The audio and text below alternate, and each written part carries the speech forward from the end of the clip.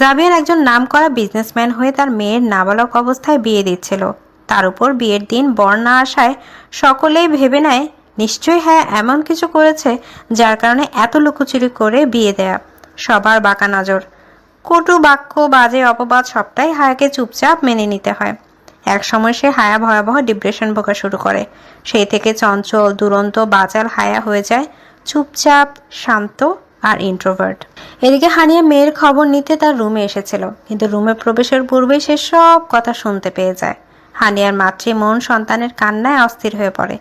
আহসানের সাথে বিয়ে হওয়ার পর থেকে হায়ার পরিবর্তন লক্ষ্য করেছিল সে। মেয়েটা আগের মতো স্বাভাবিক চঞ্চল হয়ে উঠেছিল। হঠাৎই আবার নতুন ঝড় এলো মেয়েটার জীবনে। হায়া ওয়াশরুমে ঢুকে যাওয়ার পর হানিয়া তাদের রুমের দরজা নক করে।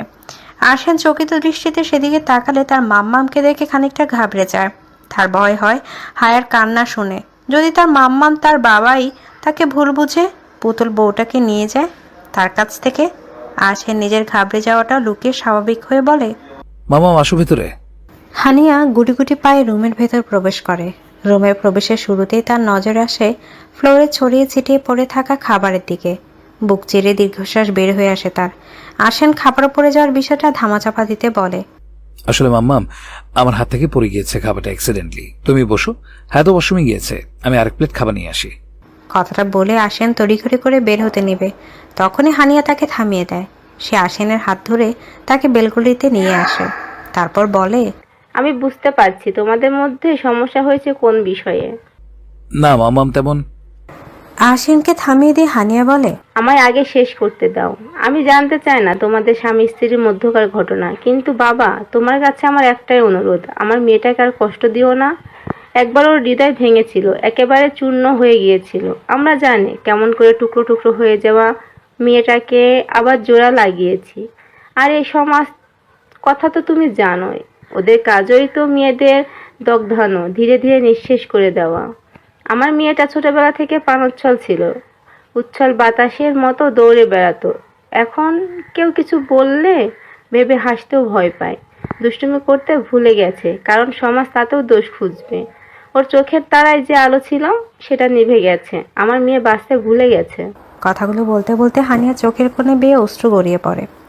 আসেন ভেতরে অপরাধ বোধটা আরো প্রখর হয়ে ওঠে। ছোটবেলার একটা জেদকে প্রাধান্য দিতে গিয়ে সে একটা হাসি খুশি ফ্যামিলিকে বিষাদের সাগরে ডুবিয়ে চলে গিয়েছিল নিজের স্বপ্ন পূরণ করতে। যে মাম্মাম বাবাই তাকে নিজের সন্তানের মতো ভালোবাসত, তাদেরও অপমানিত হতে হয়েছে শুধুমাত্র তার একটা ভুল সিদ্ধান্তের জন্য। এই অপরাধবোধ জাগ্রত হয়েছে তার কয়েক বছর ধরেই। সেই থেকে এ পর্যন্ত সে ভেতরে কুড়ে কুড়ে মরছে অপরাধবোধে। আশের হানিয়া চোখের পানি মুছে দেয়, তারপর নিজের হাতের মুখে থাকা হানিয়ার হাতটায় একটা চুম্বন করে বলে, আমি জানি আমার করা ভুলের ক্ষমা হয় না, কিন্তু আমি এটাও জানি আমার মাম্মাম বাবাই আমাকে তাদের সন্তানের মতোই ভালোবাসে। আর সন্তানরা ভুল করলে বাবা মায়েরা তো তাদের হালকা বকাচকা করে ক্ষমা করে দেয়। সেক্ষেত্রে আমায়ও ক্ষমা করে দিও তোমরা। আর হায়া, তাকে তো আমি এই জীবনে আর ছাড়ছি না। আমি তোমায় কথা দিলাম মাম্মাম, তাকে যতটা কষ্ট দিয়েছি তার চেয়েও দ্বিগুণ ভালোবাসা দিয়ে তার অতীতের সব কষ্ট ভুলিয়ে দেব। একদিন সে নিজে তোমাদের বলবে সে আমার সাথে কতটা সুখে আছে। মিলিয়ে নিও আমার কথাটা তুমি। হানিয়ার মনে চলতে থাকা ঝড়টা যেন নিমিষে শান্ত হয়ে যায়। সে আসিনের মাথায় হাত বুলিয়ে দিয়ে তার আগোছালো চুলগুলো গুছিয়ে দিয়ে বলে, দোয়া করি বাবা তোমরা সুখী হও। সন্তানরা সুখে থাকলে বাবা মায়েদের কোনো কষ্ট থাকে না। আর নিজেদের মাঝের ভুল বুঝাবুঝি হলে সেটা সাথে সাথে আলোচনা করে মিটিয়ে নেবে। না হয় এ ছোট ভুল বুঝাবুঝি একসময় তোমাদের বিচ্ছেদের কারণ হয়ে উঠবে।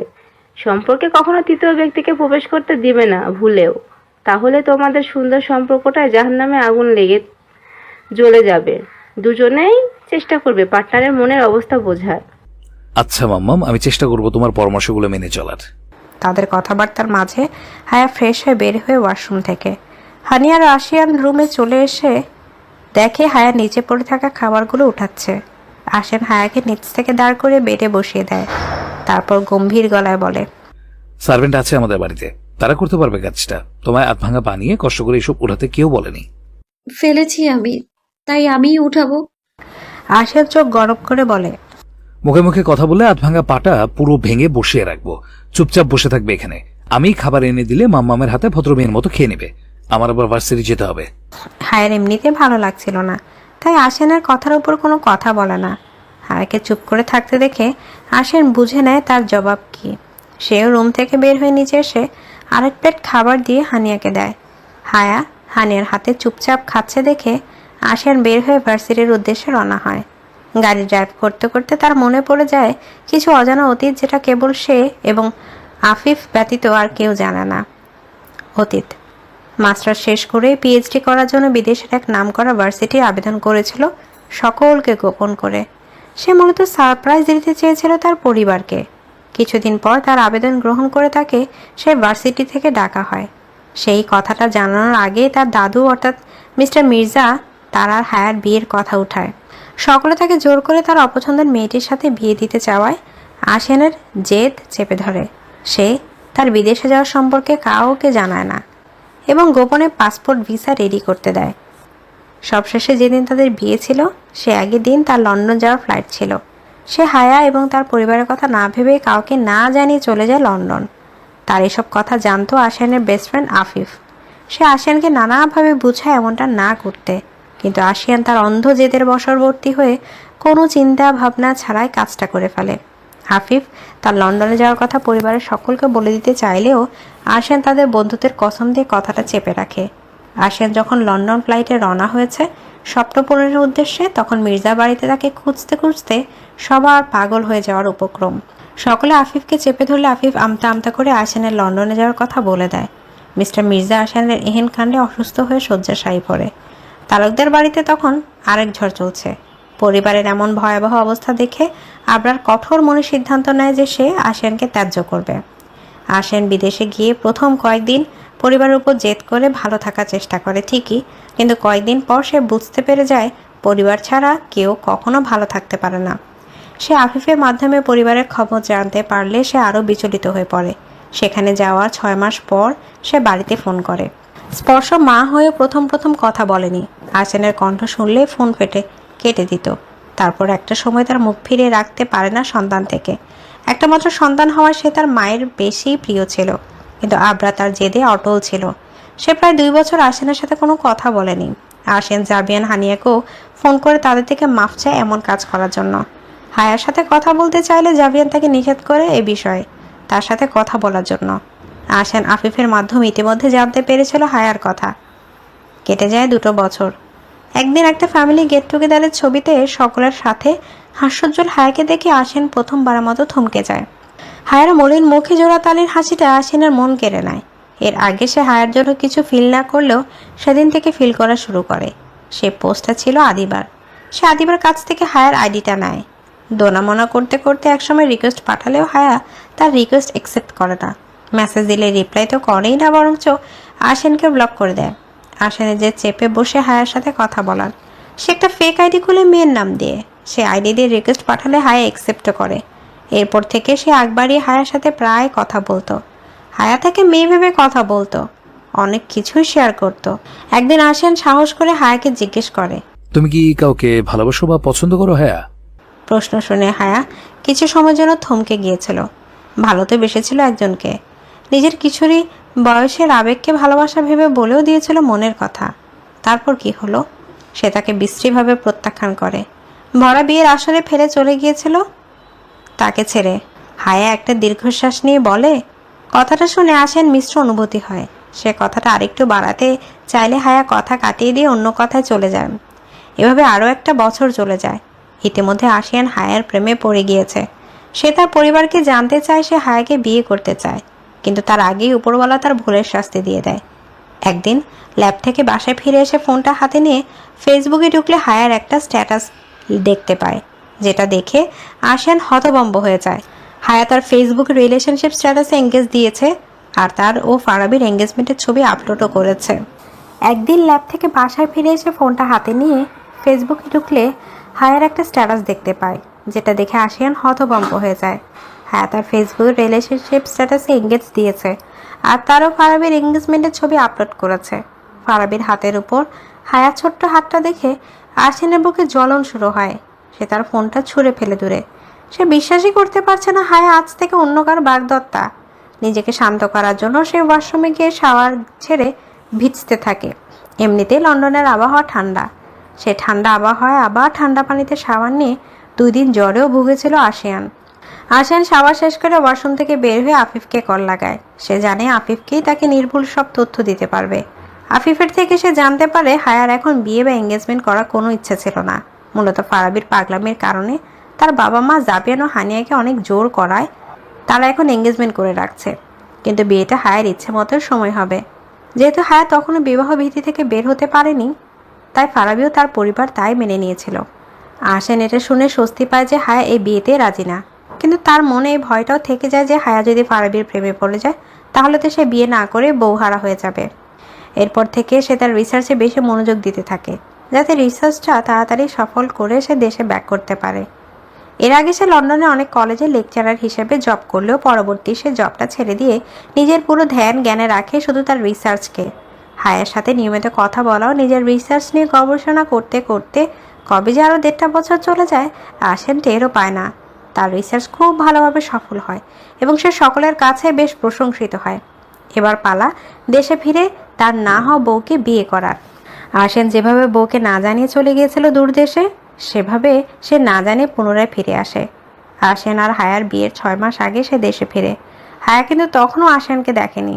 আশান জানে যে এই ভুলটা করেছে তার কোনো ক্ষমা হয় না, কিন্তু সে আগের বিষয়টা নিয়ে মন থেকে অনুতপ্ত এবং এবার সে হায়াকে মন থেকে নিজের বউ হিসেবে মেনে নিতে চায়। সে হায়ার কাছাকাছি থাকার জন্য হায়ার ভার্সিটির সহকারী অধ্যাপক হিসেবে যোগদান করে। প্রথম দিন আশিয়ানকে দেখে হায়া ভেতরে ভেতরে রাগে ক্ষোভে ফেটে পড়লেও তার বাহিরটা ছিল বরাবরের মতো শান্ত। সে আশিয়ানকে শুধু তার শিক্ষক ব্যতীত আর কিছুই মনে করতো না।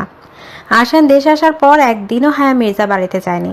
একদিন আশিয়ান ক্লাস শেষ করে টিচার্স রুমের দিকে যাচ্ছিল, তখনই তার নজর পড়ে ফারাবির কোনো একটা বিষয় নিয়ে হায়ার সাথে ঝামেলা করছে। এক পর্যায়ে ফারাবি হায়ার হাত ধরে টানাটানি শুরু করলে তার মেজাজ গরম হয়ে যায়। সে দ্রুত সেখানে তাদের কাছে গিয়ে জিজ্ঞেস করে, এখানে কি হচ্ছে? আশিয়ানের এমন অপ্রত্যাশিত আগমনে হায়া ফারাবি দুজনেই অবাক হয়ে যায়।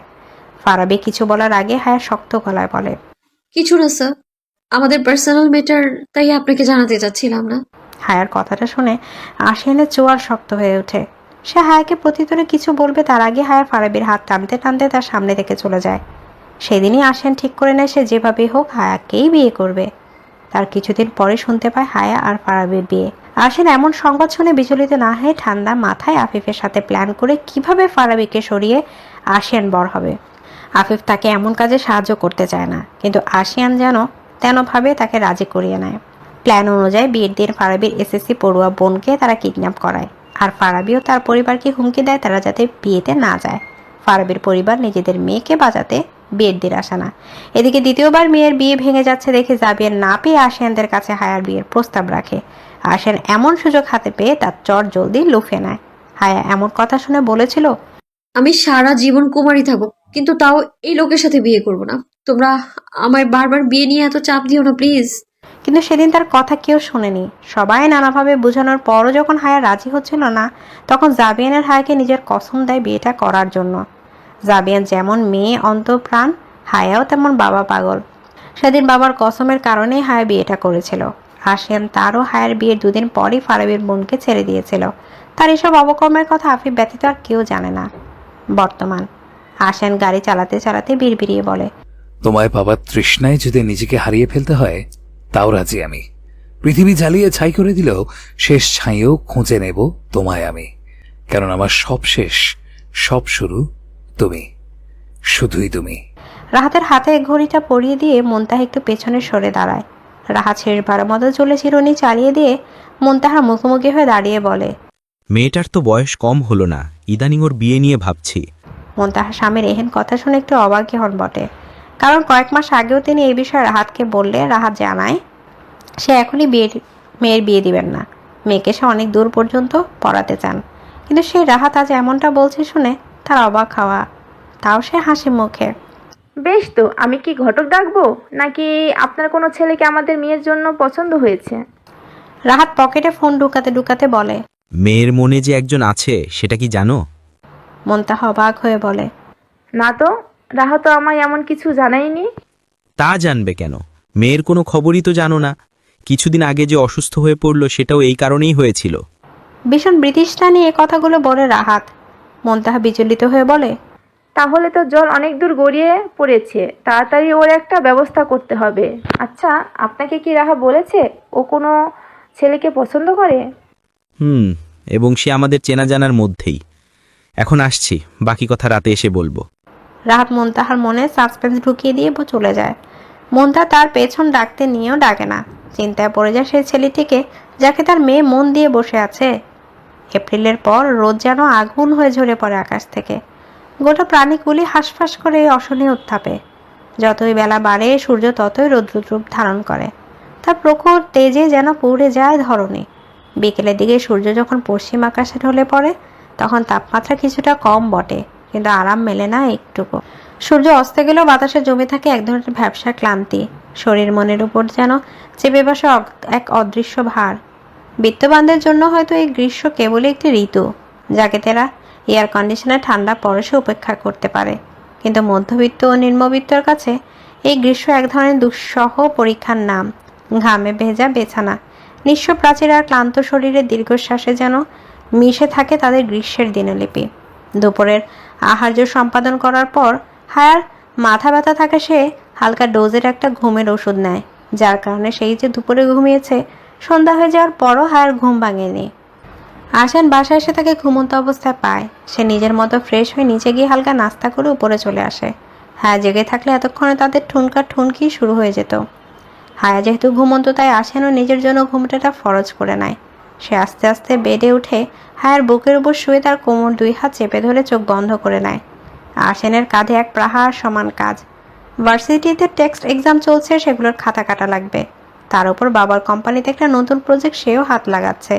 এবার সেটারও বহু কাজ বাকি, কিন্তু সেসব কাজ ফেলে বউয়ের বুকে মুখ গুজে একটা শান্তির ঘুম দেওয়ার প্রস্তুতি নিচ্ছে। শরীর ক্লান্ত থাকায় অল্প কিছু সময়ের ব্যবধানে আসেন ঘুমিয়ে পড়ে। ঘুমন্ত হায়া নিজের অজান্তে স্বামীকে আরো শক্ত করে নিজের সাথে আগলে নেয়। এদিকে হায়ার ঘুম ভাঙে রাত 12:30টায়। অস্বস্তি ও গরমের জন্য ঘুমটা ভেঙেছে মূলত তার। পিটপিট করে চোখ খুলে তাকালে নিজের উপর একটা ভর অনুভব করে হায়া। চোখ ঘুরিয়ে নিজের বুকের দিকে তাকালে সেখানে তার অপ্রিয় বরকে দেখতে পেয়ে চোখ জোড়া বড় বড় হয়ে যায়। সে বুঝে উঠতে পারে না এই লোক তার বুকের উপর ঘুমিয়ে আছে কেন। সে আলতো করে ধাক্কাতে ধাক্কাতে আসানকে ডাকতে থাকে। এই শুনছেন? এই আসিয়ান ভাই, ওঠেন ওঠেন, উপর থেকে বালিশে গিয়ে শুয়ে পড়ুন। ধুর, আটার বস্তা। অনবরত ধাক্কা ধাক্কি ও ডাকাডাকিতে আসানের সাদের ঘুমটা ভেঙে যায়। সে ঘুমো ঘুমো কণ্ঠে বলে, কি হয়েছে বউ, ডাকছো কেন এই মাঝরাতে? আসানের ঘুম জড়ানো কণ্ঠ শুনে হায়ার কিছু একটা হয়ে যায়। কেমন ঘোর লাগানো কণ্ঠ আশিয়ানের। হায়া একটা ফাঁকা ঢোক গিলে বলে, নিজের জায়গায় গিয়ে শুয়ে পড়ুন। আমি তো আপনার ভাড়ে চ্যাপটা হয়ে গেলাম রে ভাই। আশানের ঘুমটা পুরোপুরি ছেড়ে যায় হায়ার কথা শুনে। সে আস্তে আস্তে হায়ার বুক থেকে মাথা উঠিয়ে তার দিকে তাকায়। ব্যালকনির দরজা খোলা থাকায় সেখান দিয়ে আসা আলোয় সে বেশ ভালো মতোই হায়াকে দেখতে পারে। অনেক সময় ঘুমানোর কারণে হায়ার মুখটা ফুলে টমেটো হয়ে রয়েছে। হালকা তৈলাক্ত মুখটা আশিয়ানকে প্রচণ্ড আকৃষ্ট করেছে। মন চাইছে মেয়েটাকে নিয়ে ডুব দিতে ভালোবাসার দুনিয়ায়। আদরে আদরে ভরিয়ে দিতে ইচ্ছে করছে তার হায়াকে। নিজেকে কন্ট্রোল করতে না পেরে আশিয়ান হুট করে হায়ার দুই গাল চেপে ধরে তার কপালে মাঝখানে নিজের ওষ্ঠের উষ্ণ স্পর্শ এঁকে দেয়। কোনো তাড়াহুড়া ছাড়াই বেশ খানিকটা সময় নিয়ে সে কাজটা করে। আকস্মিক এমন আক্রমণে হায়া কিছুটা ভরকে যায়। সে নিজের চোখ জোড়া খিচে বন্ধ করে নিয়ে আশিয়ানের বক্ষে তল পড়ে থাকে। আশিয়ান নিজের মনকে শান্ত করে হায়ার কপাল থেকে ওষ্ঠ সরিয়ে আনে। তারপর ডান গাল থেকে হাত সরিয়ে সেখানটায় মুখ ডুবিয়ে ঠেয়ে এসে চুমু দেয়। অপর গালটাতেও সেম কাজটা করে। হায়ার থেকে সরে এসে উঠে বসে, পা দুটো বেড থেকে বের করে ঝুলিয়ে বসে, বড় বড় শ্বাস নিয়ে নিজেকে শান্ত করে। তারপর বসা থেকে উঠে শরীরটা ডানে বামে কয়েকবার ঘুরিয়ে একটু চাঙ্গা করে নেয়। হায়াও ততক্ষণ উঠে বসেছে। সে কোনো কথা না বলে চলে যায় ফ্রেশ হতে। আসলে সে কথা বলার জন্য এনার্জি পাচ্ছে না, প্রচণ্ড ক্ষুধা পেয়েছে তার। তাড়াতাড়ি করে ফ্রেশ হয়ে এসে মুখটা মুছে সে ছুট লাগায় নিচে যাওয়ার উদ্দেশ্যে, কিন্তু বাদ সাধে তার অনাদরের বর। আসেন হায়ার হাত টেনে নিজের কাছে নিয়ে এসে বলে, আজকের মতো এই রোমান্টিক রাতে লাফাচ্ছ কেন? আমার গলা চড়িয়ে বসে থাকলেই তো পারো, নাকি সাহস নেই? সামনে আসলে গোলে বড়। হাতটা যেন হঠাৎ করে অন্যরকম হয়ে উঠেছে। কালো মেঘে আকাশ ঢাকা, মাঝে মাঝে গর্জে উঠেছে।